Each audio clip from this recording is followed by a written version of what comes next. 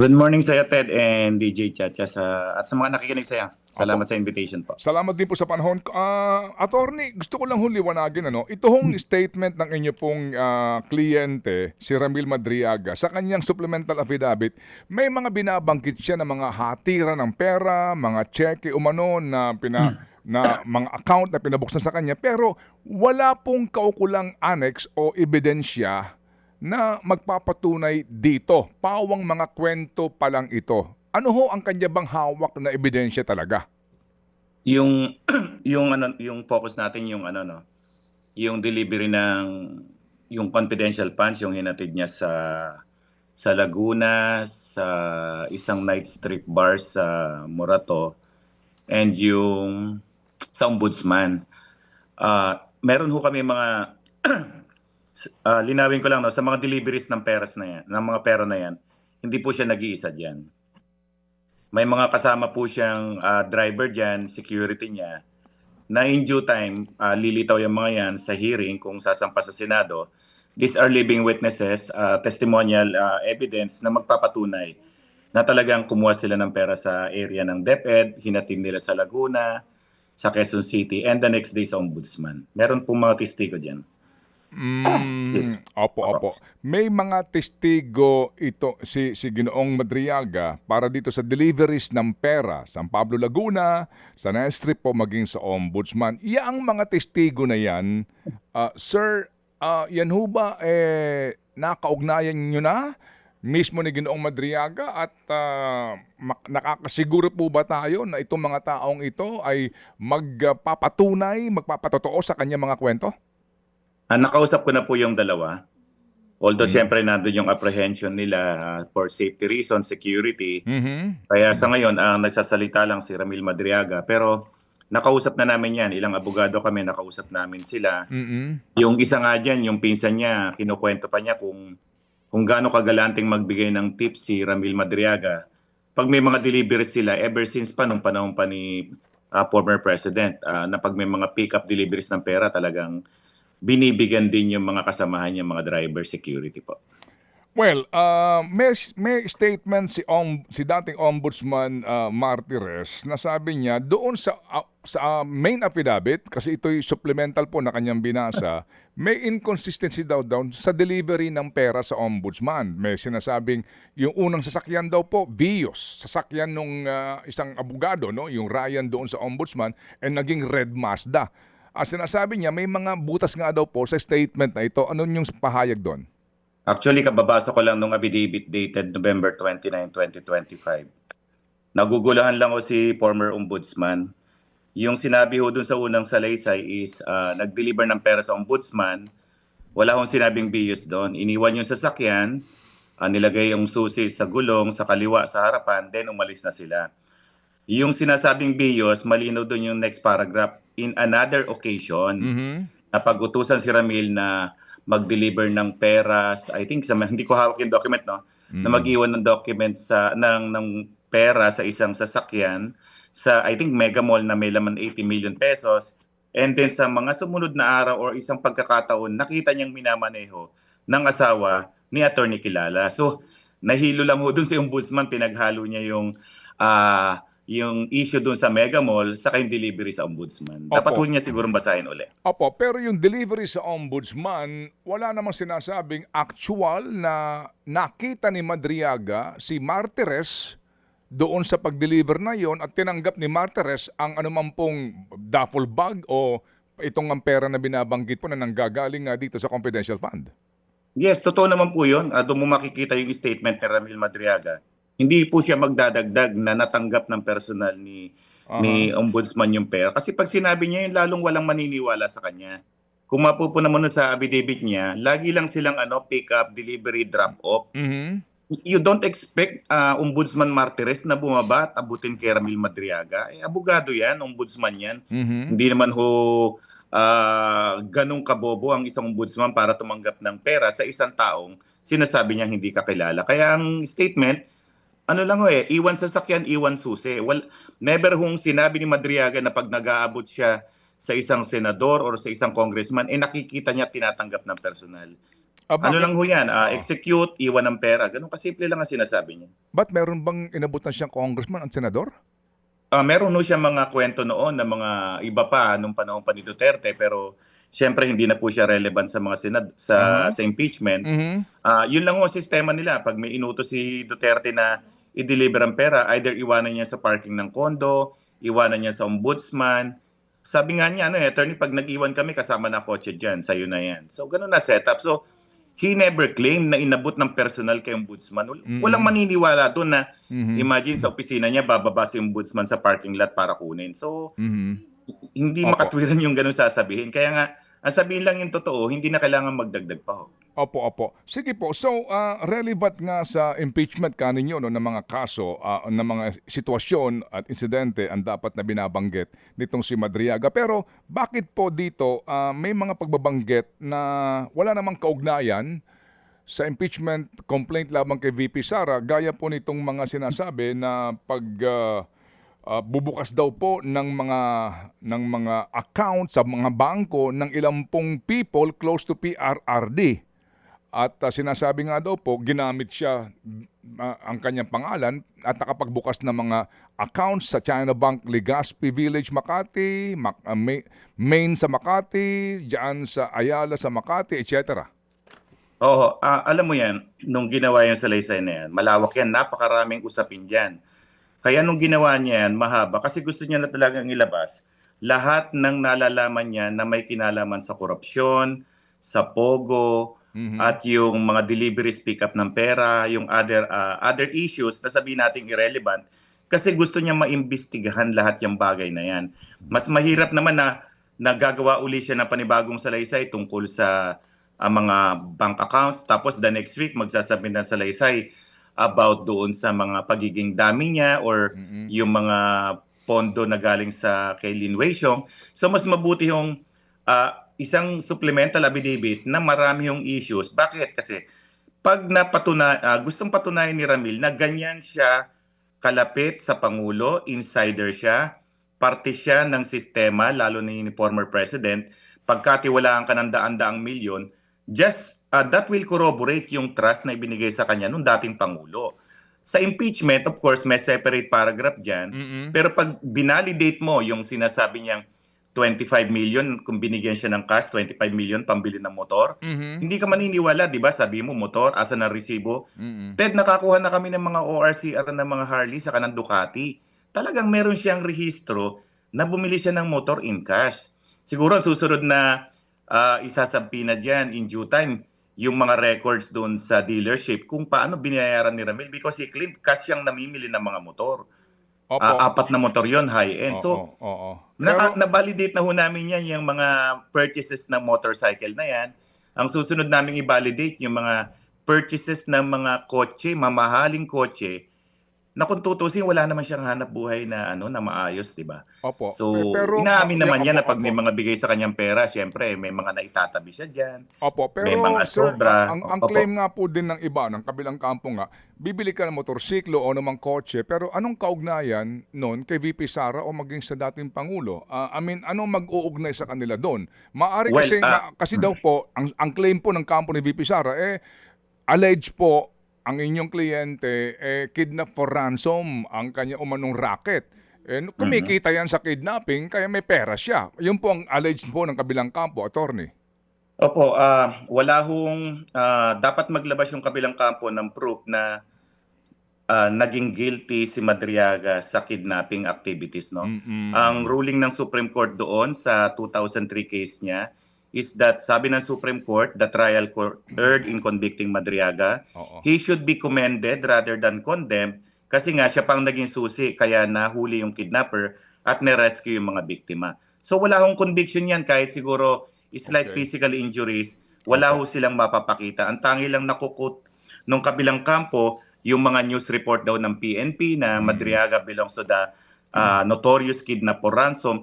Ted, Mm. alam mo yan sa media, yung optics na neutralize na ang kidnap for ransom, pang media lang yan eh. Pero when Mm. you go to court, sige nga magpresenta ka Mm. ng report na na-convict sa kidnapping, wala. Pang ano lang Opo. yon yung mga salisay ng PNP na top 5 most wanted, Opo. Pagdating sa korte, iba yan, di ba? Okay, So, sige. Opo, opo. ang newspaper report lang ang kino-quote nila, Ted. Sige po. Attorney, akanin nyo, no, yung mga ibang kwento po sa kanyang affidavit ay pagpapatunay kung gaano ka-close, no, ang inyong kliyente kay Pangulong Duterte. Pero sa mga annex po na aking, baka lang kulang ito, pero sa lahat ng annex na amin pong na-print, bahagi ng affidavit ng inyong kliyente, ni isang picture with the president, former president, wala naman dito, kundi lang, well, yun po, no, yung kanyang isip na na grupo at ilang pang mga pangangampanya na ginagawa during the time of the campaign. Tinanong ko rin po yan sa kanya. Ang utos sa kanya is discreet, behind the scene ng operation. Hindi ho siya mahilig mag-selfie katulad ng ibang mga abogado, ibang mga personalidad, makakita ng congressman, senador, pa ng selfie, pa ng post. Hindi ho siya ganong mag-operate. Dahil ang sinasabi sa kanya, sa likod ka lang, hindi ka dapat basta nakikita dahil iba nga yung galawan po niya. Yun ang paliwanag niya sa akin yan. Kaya never ho siya nagpo-post na kasama niya lagi ang presidente. Hindi raw ho siya makakagalaw sa ganyan. Kaya nga ho, kahit isang record, wala kang makikita na pumasok sa gobyerno as an employee talaga. Special operation po yung ginagawa niya eh. Kung Okay. may Opo, utos, opo, opo. implement. Ganun lang lagi Opo. siya. Opo, may sinasabi po siya dito, no, na ika niya yung nga yung mga accounts na binuksan sa pangalan niya opened by people close to PRRD. Who are these people, attorney?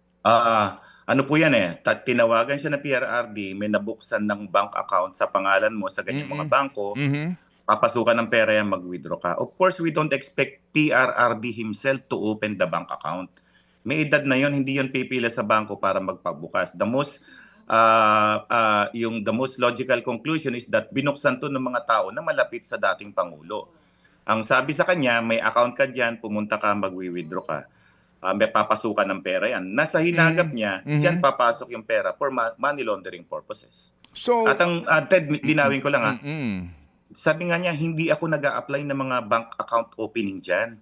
Pag sinabi ng mga bank records na yan, wala kang makikita dyan na nag-fill up ako, yung mga submission ng mga, di ba pag nag-open tayo, di ba? Marami tayong pinipilapan. Hindi niya raw na-experience yan sa mga bankong yan. opo, Basta may pera na lang dyan, may account siya. So, yung mga specimen signature, hindi na hinihingi ng bangkong ito na binabanggit sa kanyang affidavit at ang nangyayari lang, tinatawagan siya mismo ni Presidente sa telepono, instructing May him account ka na. to go to the banks? Ganun po? Yes, ganun na nangyayari. Ang sinasabi nga niya, minsan pag mag-withdraw siya, hindi na siya pumipila katulad natin na uupo pa tayo, may number. Minsan daw pagdating niya ron naka-ready na yung pera, kukunin niya na lang dun sa manager, tapos i-receive niya. Meron pa siya mga kwento, allegation na nakakita na rin ako ng checkbook niya. Ang recollection niya, pumipirma siya ng mga cheque in blank. Kaya pag may withdrawals doon, pick up na lang ang pick up, withdraw, tapos deliver sa ibang location. Attorney, meron siyang ipinresenta ditong dalawang cheque, no? Na binabanggit nga po niya, ito raw po ay mga cheque na umano ay pina-encash sa kanya. Manager's check po ito, di po ba? At ang kanya nga binabanggit dito sa kanyang affidavit, ito po daw ay cheque kaninya na nakapangalan po sa kanya at nanggaling mismo ito kay Presidente? Ang sinabi po niya sa House, base dyan sa affidavit na yan, tinawagan siya at merong cheque na nag-aantay doon sa kanilang safe house sa Eastwood.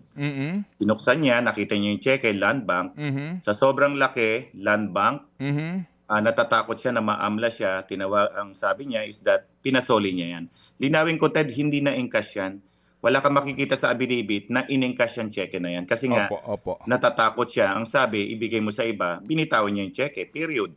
Kung saan nanggaling yan, ano ang circumstances, sino ang nag-issue, purpose, wala ho siyang alam yan. Pero yung kaninyo, ang instruction nanggaling kay dating Pangulong Duterte. Ang sabi is may cheque doon sa safe house, kunin mo. Siyempre, manager's check yan. Pwede mong i-deposit yan, pwede mong i-encash. Ang sabi niya, hindi ko in-encash yan kasi alam ko alanganin yan. Pero natakot din siya. Opo. So, pero ang tawag nanggaling kay dating Pangulong Duterte. Yes, yan ang sinabi niya sa akin. Opo. Pero doon sa affidavit niya, wala siyang binanggit doon na more or less anong panahon, anong petsa yung tawag na yon. Yes po, tama po. Wala ho sabi David. Masyado na matagal din yan kung tutuusin, di ho ba? Pero Kasi Ted, umatras tayo na na-detain siya, na-issue siya ng warrant of arrest. Yung kidnapping kasi nangyari sometime June 2022, nag-conduct ng preliminary investigation, nasampahan lang siya ng kaso July 2023. So yung mga time na yan, nasa labas pa siya siguro ng period na yan. Eh yun nga po, kasi ang petsa ng cheque na binabanggit niya ay April 18, 2023. Which is panahon na ni BBM, correct? Of course. Oo. Oo. So, Well, hindi na, sabi ko nga, paano, ito lang po, just, just trying to establish the credibility of your client, paano kami maniniwala na ang dating Pangulong Duterte, ng panahong iyon, tatawag pa sa kanya para lamang sabihin, kunin mo sa safe house yung checking ito at yung petsa po, hindi na siya wala na siya sa pwesto. Sa matter of fact, that time, ang binabanggit nga, nagre-relax na lang ang presidente, dating presidente. Well, ang makakasagot niyan si former president. Ang sinasabi lang ni Ramil, may pinadala sa kanyang cheque. Whether or not it was prepared by some other people, kung paano siya na ginawa, kung genuine yan or peke yan, hindi niya masasagot yan. Never niyong inattempt na i-encash yung cheque na yan. As in, ikaw, nandiyan ka ngayon sa studio mo, pinadalang kitang cheque, hindi mo alam kung saan galing. Ganon kasimple lang po yan. Okay, ang checking itong ngayon nasaan? Pinasoli daw niya ang ginawa niya, mahilig si Ramil mag-document ng mga ganyan. Pinipicturan niya yan, tapos pinasoli daw, pinabigay sa isang babae per instruction. Kung na-encash yung cheque na yan, kung napalitan, hindi niya alam talaga yan. Sinong babae daw? Naalala niya kanyang pangalan? Hindi ko ma-recall yung name kung sinong babae. Basta pinabigay daw sa kanya yung babae na yan. Ayaw niya kasing galawin yung cheque niya. So linawin ko, hindi na-encash yan. Opo. Contrary doon sa ginawang computation ng isang members ng committee na kasama yan doon sa mga dumaang pera sa kanya. Hindi po na-encash yan. Okay. Kano nyo mahilig mag-document ang inyong kliyente, mag-picture, etc. Kasi nga may picture itong manager's check. Pero bakit wala siyang picture man lamang nung duffel bag na may lamang pera? Yun po ang inaantay namin makuha doon sa iba pang mga cellphone ng kanyang anak, sa laptop na kasalukuyan namin hinahanap yan. Siguro in due time, Ted, baka makuha na namin yung mga photos na yan. Opo. Meron pong claim yung mga malalapit sa dating Pangulo na ang Presidente Duterte, kung pag-uusapan po natin, pakikitungo sa kanyang mga tauhan, ang gantong mga masiselan na bagay, kung totoo man po ito, ay hindi pagkakatiwala ng isang presidente sa isang Madriaga na inaamin naman na hindi, di ba, kailan lang ho ba nakilala ni Ginoong Madriaga ang dating Pangulo? Di ba binabanggit panahon ni Roy Goles? I think 2016, based sa recollection ko, 2016. Opo. Yes, ang sabi nga po, the former president is too kumbaga, too wise to be, to handle all of these things na pauubaya mo sa hindi mo naman talaga tao. Parang ganun po ang sinasabi nila. Actually, yung mga nagsasabi niyan, opinion lang nila yan. No? So, wala naman sila sa circle kung ano yung lalim ng mga inutos, yung mga pinagawa ng dating presidente kay Madriaga. Part lang yan ng mga attack sa karakter na imposibleng gawin ng dating presidente yan. Hindi naman uutusan ni former president ang isang senador, congressman na mag-deliver ng pera, di ba? Yung mga ganyang gawain na alam nating illegal, inuutos yan dun sa ating mga trusted people. Di ba? So, opinion lang ho yan ng mga tao na gusto nilang ipagtanggol yung kabilang kampo. So, kung gusto talaga nilang i-submit yung kanilang opinion, pwede naman sila magpunta sa house at sabihin nila yung opinion ng nila, Ted. Opo, sige. Yung Lee Wei-xiong kaninyo, 175 million ang ibinigay dito nga sa EC project, EC group na ito nila, Ginoong Madriaga. Ano ang preba niya rito? May kasama ho siya diyang mga driver, kamag-anak niya, pag-pick up yan ng pera. Sobrang laki niyan. Ang recollection ko dyan, kasi I don't have the document now, yan yung initial funding na 175. Ano yan ang nangyari daw niyan is 100 muna yan, tapos binilang niya, nung tinanong niya kung how much is this, ang sagot sa kanya 100 million. And then nung aalis na siya, maya-maya, wag muna daw, meron pang bumabang pera. And then tinawagan niya si Attorney Kilala at nung malaman na 175 million yan, nagpadagdag from 10 million, nagpadagdag si Attorney Kilala daw ng 5 million. Kaya yun sa affidavit niya, naging 15 million yan. Kasi sabi namin, anong basis ng 15? Normally 10% attorney. 10% ng 100 is 10 million.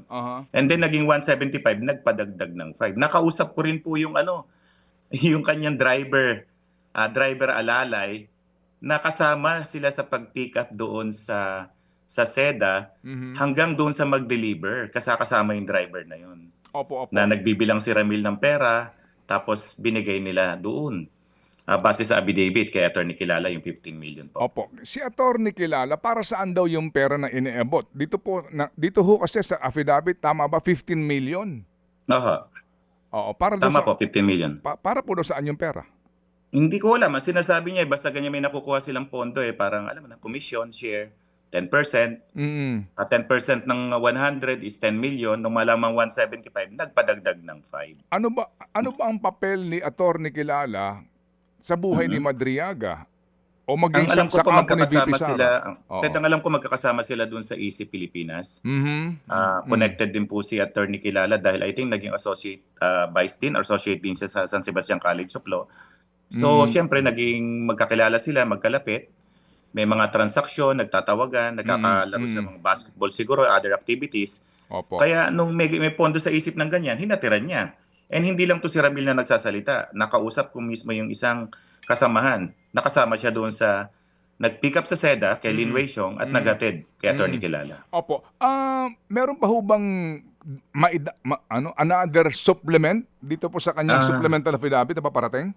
Actually, extended na po yan. We tried to finish that bago mag-April 14 kasi pangit naman po yung mag-hearing ka ng 14 tapos after 1 week, 2 weeks, Mm. Mm. ilalabas mo yan. So, Mm. talaga hong, ano yan, halos every other day nasa jail kami, Mm. tinapos yan Mm. para maihabol doon sa pagdinig kung saan siya magsasalita. Sa Okay. ngayon po, wala ho kaming ginagawang salaysay in addition to that po. Opo, sige po.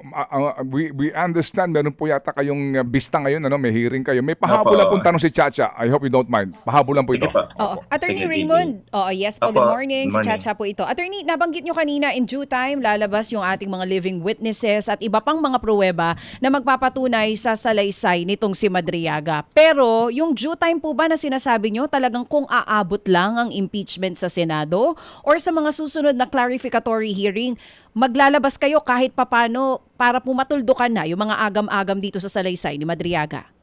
Well, yung nangyayari sa House ngayon is determination of probable cause lang yan, no? Sa pananaw ng isang ordinaryong citizen, meron bang sapat na basehan na tumuloy ang kaso sa Senado? Hindi naman to lahat presentation, lahat ng documentary testimonial evidence. Mm-mm. And nagkaroon dito, nagamit po itong salaysay ni Ramil na November 29, 2025 as part of the impeachment. Hindi naman po siguro tama na lahat ng witnesses namin dalhin namin sa Kongreso. Mhm. Kasi nga, ang analysis dito namin, sige, sinisiraan niya yung character ng tao. Sige, alisin natin si Madriaga. Isang tabi natin si Madriaga. Mm. Sa unang pandinig, ang daming lumitaw, di ba? Yung mga signature, yung mga fictional character, Mhm. tinanggi ng PSA, yung mga signature, sinabi ng NBI Question Document Examiner, 36 acknowledgement receipt, mga 7 tao lang gumawa. Mhm. Yung notice of COA disallowance, yung mga bagay na yun, titindig na yun di ba? Mhm. Mhm. Kasi pag pinuntahan Tama po. pag pinuntahan ni BP Sara yung avenue na pinamigay ang pera through this fictional character, sabi ng COA hindi totoo yan, disallowed. Kaya nga yung 125 million na confidential funds, I think, ng OBP, di ba? Dinisallow yung 73 million. Ibig sabihin, mismong COA hindi naniwala. Mm. So, dapat ibalik ni BP yon unless i-appealan nila sa Court of Appeals or sa other courts yung ruling ng Court of Appeals na yon. So, problema niyo si Madriaga, sige, mag-excuse ka muna. Sasampa pa rin yan dahil sa dami ng documentary evidence na nagpapatunay na yung paggamit ng confidential funds unsupported, hindi napatunayan yung mga recipient, tapos hindi ma-prove na confidential activities. Imagine, confidential funds, bibili mo upuan sa kalamesa, di ba?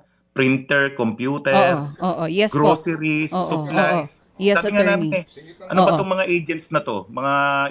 Mga operational agents Oo, na to, yes puro po. pagkain na lang ginagawa nito. Mm-mm. Attorney, oo, si sige po. Madriaga, ganun na lang. Yes, Oo, ma'am. sige po. So sa madaling salita, hindi na po kayo maglalabas pa ng additional evidences unless umabot na nga po ito sa Senado. Last na lang po, attorney. Apa. Para sa mga nagtatanong po ito, madalas na nakikita ko sa comment section, ano po ba talaga ang motibo nitong si Madriaga sa paglitaw niya? Bakit ngayon lang po siya nagsasalita?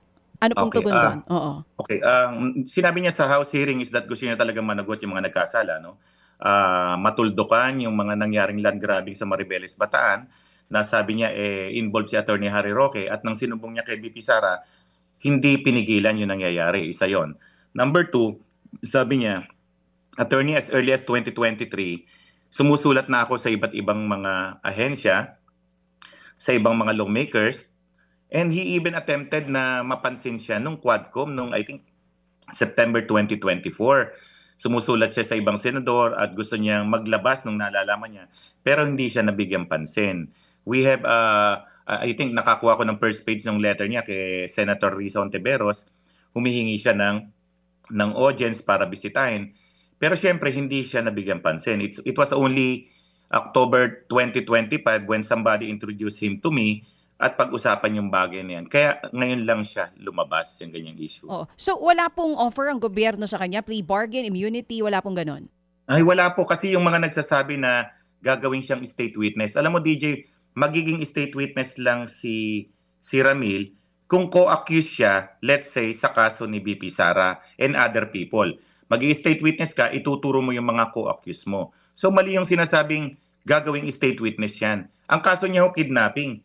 Hindi siya pwedeng maging state witness doon kasi nga siya yung inaakusahan na principal. Hindi ho pwedeng magkaroon ng plea bargaining kasi patapos na ho yung prosecution evidence. Mabigat na usapin yung technical sa legal, no? Kaya nga yung sinasabing state witness yan, wala hong isinasampang case pa sa ngayon na involved si Madriaga, BP Sara and other personalities na pwede siyang gamitin ng gobyerno para ituro itong mga kalokohan nangyari na to. So wala ho yung trade-off na yan na iuurong yung kidnapping case. Hindi mauurong yung kidnapping, DJ, kasi ang private prosecutor doon, si Attorney Roque, hindi papayag na iurong yun. Oo, at least naklaro nyo po yan. Oo, Okay. malinaw na po sa Opo. ngayon. Oo. Sige, so attorney, nabanggit niyo po kanina, na tanggalin natin si Madriaga sa equation, tatayo ang impeachment complaint at mga ebidensya laban kay VP Sara. Oo, ang daming ebidensya Yes, sir. napanood Opo, natin yes, sir.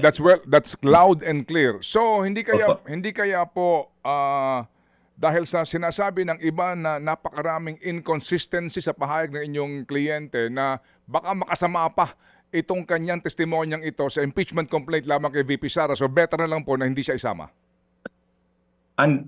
Marami hong abogado ang nag-aral diyan. May mga private prosecutor ang impeachment complaints. Binasa nila yan and they think na credible at magagamit yung salaysay na yan para magdugtong doon talaga kung paano na-dispalko na wala yung 125 million. Itong sinasabi ni Ramil, hindi naubos ng 11 days yan.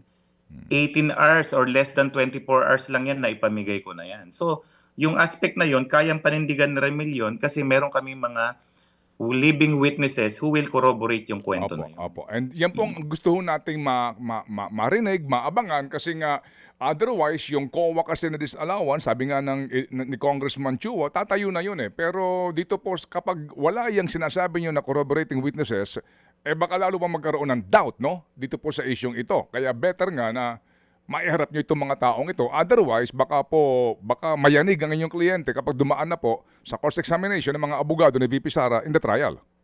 Sabi niya kahit na sumampa yung planter, handa siya magtestigo. So, ang problema natin ngayon, ang nadidinig lang natin sa kabilang kampo, yung salita ng mga lawyers, yung mga friends na nagbibigay ng opinion. Pero mismong subject ng hearing, ayaw sumipot di ba? Abogado yan, pero ayaw matanong, di ba? Opo. So, yun ang nagiging problema. Kaya nagsasalita ngayon, puro mga allies, lawyers, at yung mga dating supporter ng dating Pangulo, di ba? Ang pinaka-the best is mag-appear ka sa House na nagko-conduct ng clarificatory questioning. Ganun po dapat ang proseso. Sige, Attorney Raymond Palad, salamat sa inyo pong panahon at Thank kami you, po Ted, ay and makipag-ugnayan muli. Kung thank you, sakasakali DJ. po. Thank you. Salamat na marami. Salamat. Thank you.